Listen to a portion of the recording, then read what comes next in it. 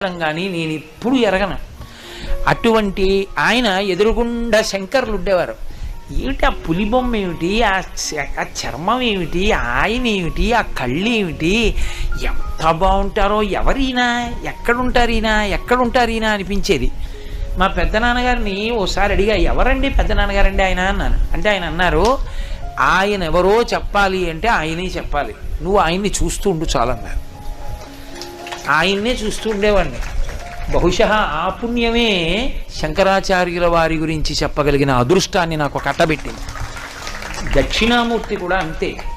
మీ పిల్లలు రోజు వెళ్ళి దక్షిణామూర్తి ముందు ఒక్క 2 నిమిషాలు కూర్చుని మాట్లాడకుండా మౌనంగా ఇన్ని చూసి వెళ్ళిపోవడం అలవాటు చేసుకున్నారనుకోండి, జీవితంలో ఒక కీలకమైన మలుపులో ఆయన ఆదుకుంటాడు, ఆదుకుని గట్టెక్కించేస్తాడు. దక్షిణామూర్తే శైవాగమంలో ఇక అటువంటి